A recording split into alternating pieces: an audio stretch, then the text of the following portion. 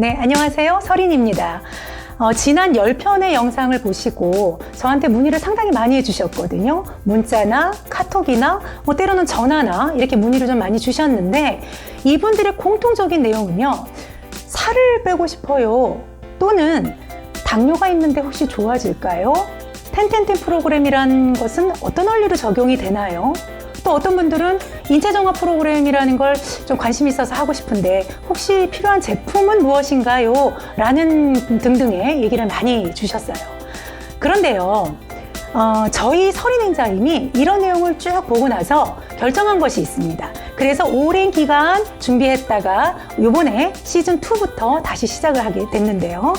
시즌별로 저희가 영상을 제작하고 그리고 또 오늘이 그 시즌2의 첫 번째 시간이고요. 앞으로 시즌5 그 이상까지도 갈 예정으로 그 계획을 하고 있고 오프라인과 연결을 해서 대대적으로 프로젝트를 감행할 그럴 계획을 갖고 있습니다. 기대하셔도 좋을 것 같습니다. 자, 오늘은 말씀드린 대로 시즌2의 첫 번째 시간인데요. 시즌2에서는 인체정화 프로그램 또는 텐텐텐 프로그램, 여기에서 가장 기본적으로 필요한 제품을 건강 원리를 바탕으로 그리고 이것들을 이해시키는 시간을 한번 갖도록 해봤습니다. 내 몸을 이해하는 것, 이것이 바로 건강의 시작입니다. 자, 인체 정화는 내 몸의 의사를 깨우는 일이에요. 내 몸에 진짜 의사가 있어? 라는 의문을 갖고 시작했기 때문에 자꾸 이걸 모르셔서 병원을 다니시고 약에 의존하시고 이게 좋다고 하면 이리 우르르 몰려다니시고 저게 좋다면 또 절로 막 우르르 몰려다니시고 이런 일이 일어나는 거거든요. 내 몸의 의사를 깨우는 것, 이것은 내 몸을 제대로 아는 것부터 출발입니다. 자, 인체 정화의 시작은 내 몸을 바로 이해하는 것, 시즌2 지금 시작해 보도록 하겠습니다. 우리 몸이 에너지를 내기 위해서는 영양소가 필요하죠. 그리고 이러한 영양소는 음식물의 섭취로 가능합니다.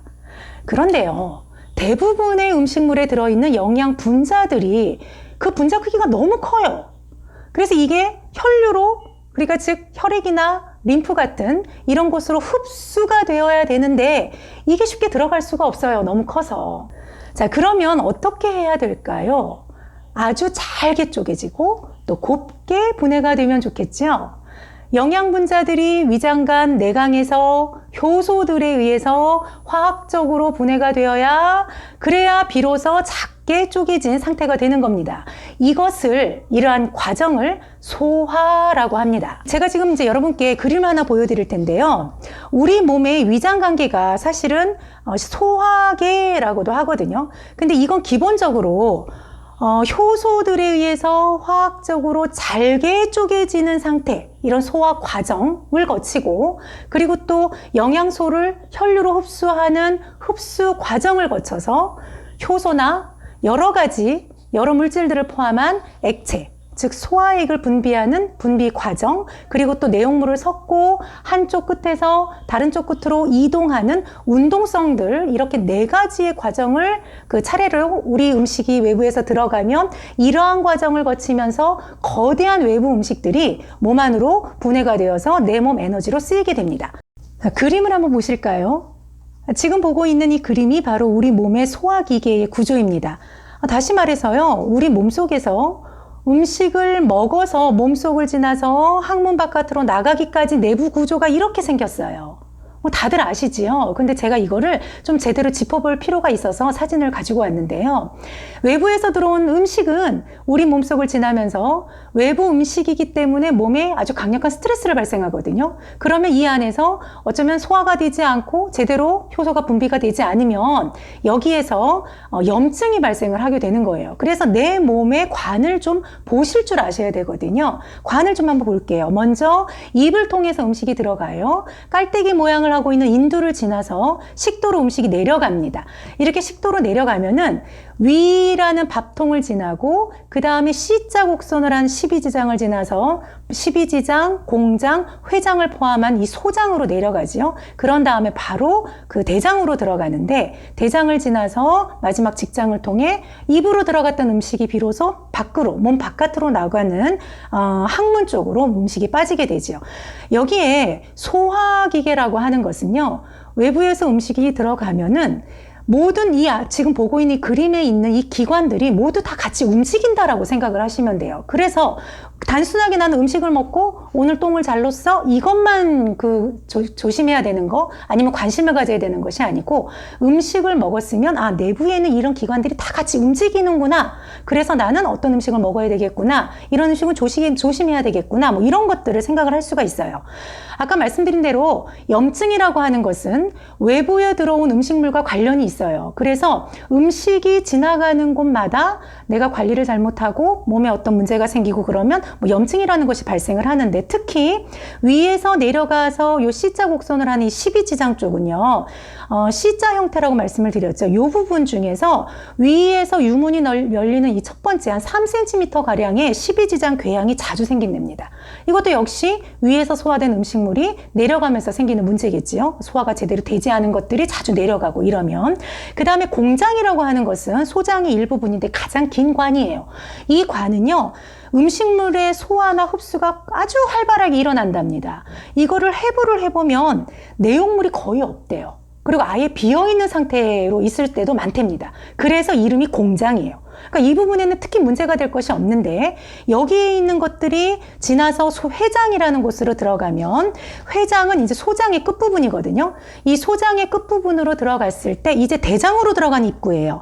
그래서 이 부분은 돌기처럼 보여서 돌창자다 라는 얘기를 할 수도 있고, 회장 끝부분에 주로 소장에서는 염증이 잘 발생하지 않지만 주로 발생한다면 소장의 첫 부분인 12지장 부분에, 소장의 끝부분인 이 회장 부분에 염증이 주로 발생해요. 음식물과 관련이 있죠. 자, 이렇게 회장이 맹장으로 들어가는 이 부분에 회장 맹장 판막이라는 게 있답니다. 이 회장 맹장 판막이 소장에서 대장으로 음식물을 넣었을 때 다시 역류하는 것을 막아주는 그런 판막이 있대요. 이게 또 잘못되면은 문제가 생길 수도 있겠죠.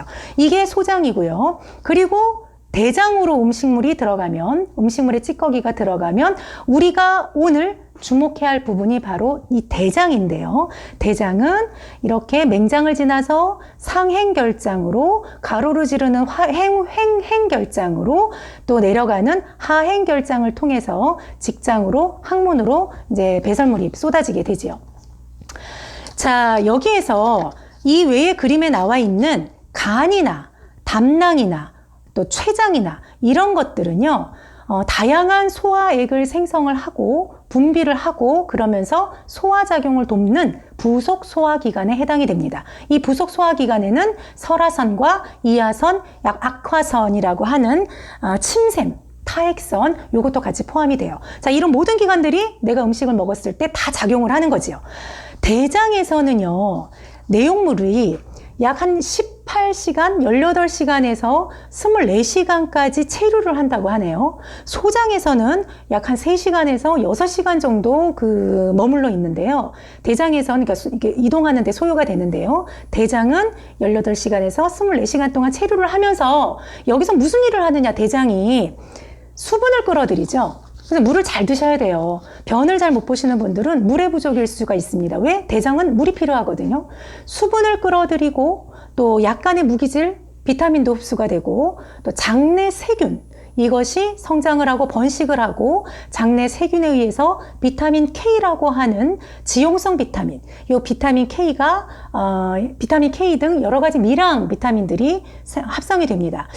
비타민 K를 말씀을 드리면은요, 일단은 그 K가 부족하면은 사실은 혈액 응고에 문제가 생겨요. 근데 어떤 분들이 좀 비타민 K에 결핍이 생기냐면, 항생제를 좀 많이 드시는 분들이 계시지요. 약을 좀 많이 드시는 분들. 이런 분들은 일단 그 장이 좋지가 않겠죠. 약에 의해서.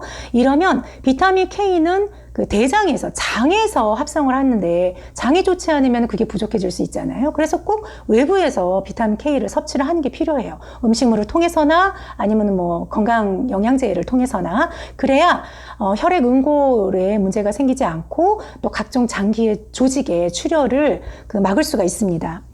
대장에서는요, 세균학적 소화가 일어나는데요. 세균학적 소화? 100조 마리의 미생물 총, 얘네들이 소화를 일으키는 거예요. 100조 마리의 미생물, 장내 플로라, 무게로 따지면 1kg에서 1.5kg, 많게는 2kg에 달하는 마이크로바이옴. 얘네들이 장내에 서식하는 거거든요. 얘네들이 소화물을 분해하고 발효하고 부패하고 이런 그 작용에 의해서 사람들한테 유익한 영양소를 합성을 하고요. 또 여러 영양소의 흡수를 돕는 그런 소화작용에 관여를 합니다. 유익균 중에 으뜸인균, 이게 바로 유산균이죠. 면역력도 올려주고 항암작용도 하고 간장도 보호하고 또 소화관 질병에 아주 탁월하고. 그런데요, 여러분 그 음식 중에서 유산균도 보급하고 잘 살 수 있는 환경도 만들어주는 그런 음식이 있을까요? 네, 바로 발효식품입니다. 발효식품에 든 유산균, 이 유산균이 서식하고 있는 유산균을 도와서요, 면역력을 높여주고 또 병원균의 침입도 막아주고 혹시나 나쁜 균들, 외부에서 들어오는 이런 이런 균들의 세력이 혹시 확장되는 것도 막아주는 것이 바로 발효식품이에요. 그러나 저러나 음식은 먹었는데 외부에서 음식물이 들어갔는데 얘가 나오는 게 없어. 그냥 계속 쌓아두기만 해. 제때 배설이 안 돼. 계속 뱃속에 그냥 오래 묵혀만 있어. 이게 뭐예요? 바로 숙변이지요. 숙변은 당연히 오래 묵혀져 있기 때문에 제때 배설하지 못하여 장 속에 오래 묵어있는 대변으로 당연히 이 안에서는 묵혀져서 부패균이 증식을 합니다. 그런데요, 부패균만 증식하는 것이 아니에요. 이렇게 묵혀있다 보니까 노화를 촉진한다라는 내용도 있습니다. 노벨의학 수상자 메치니코프 박사가 장 속에 소화되지 않은 음식물과 잔존하는 숙변 물질이 인체에 독소가 된다. 그래서 수명을 단축시킨다라고 했습니다. 즉, 장의 주름살 벽에 장기간 붙어 생긴 부패균이 노화와 관계가 있다. 라는 것을 1907년에 생명연장 논문에 실었고요. 이것이 자가중독 증상의 학설을 정립시켰습니다. 자, 그래서요, 장내 통과 시간은 짧을수록 좋습니다. 이렇게 장내 통과 시간이 짧다라는 것은 머물러 있는 시간이 짧기 때문에 장의 활동이 아주 활발하다는 증거가 되는 거예요. 그리고 또 장이 발암물질과 접촉할 수 있는 시간을 아주 짧게 갖겠다, 아니 아예 갖지 않겠다, 이런 말이 되는 거고요. 대장암을 막아줄 수 있다는 증거가 되기도 합니다. 그러면 장내 통과 시간이 짧을수록 좋다라고 했다면 이렇게 짧아지기 위해서는 또 어떤 음식이 좋을까요? 채소, 과일, 해조류 등에 많이 들어있는 섬유질 또는 셀룰로스로 알려진 성분, 바로 식이섬유입니다. 여러분 식이섬유 좋은 거 다 아시지요? 식이섬유 먹으면 뭐 변이 좋아져, 뭐 하루에 25g 정도는 먹어야 돼, 막 이런 말도 듣고 있는데요. 그런데 이 식이섬유를 발효를 해서 섭취를 한다면 어떻게 될까요? 아니, 종균에 의해서 3번 이상 3차 발효를 거듭해서 이 식이섬유를 섭취한다면 우리의 장은 얼마나 좋아질까요? 다음 시간에는 우리 이 얘기를 좀 하도록 하겠습니다. 자, 제대로 알면 반드시 건강해집니다. 다음 시간에 뵙겠습니다. 서린이었습니다.